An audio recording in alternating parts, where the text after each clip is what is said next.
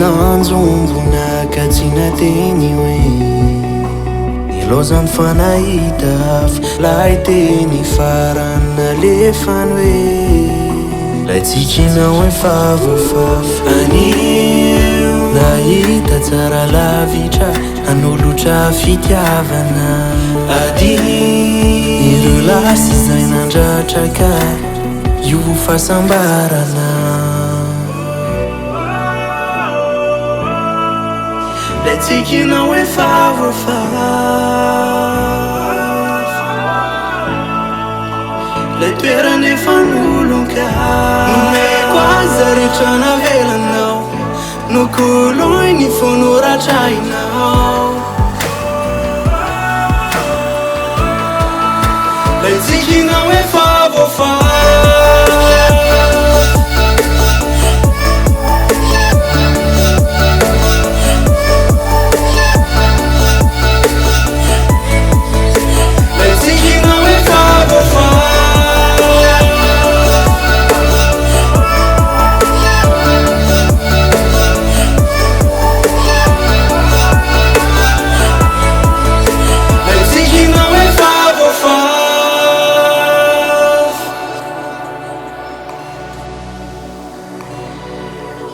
nanjavony ilay andro maloka teo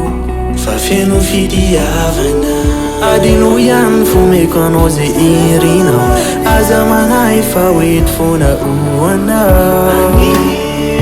nahita tsara lavitra anolotra fitiavana ireo lasy izay nandratraka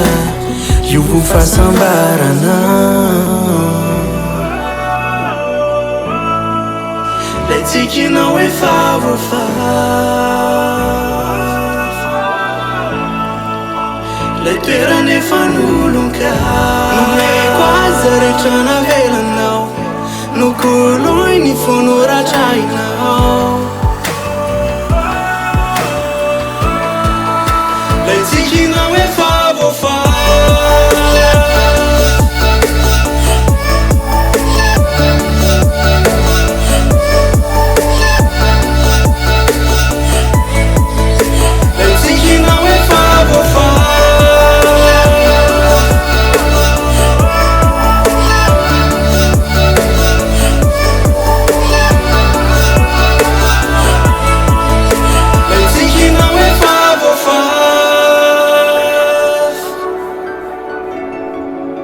lay tsikinao hoe favafafa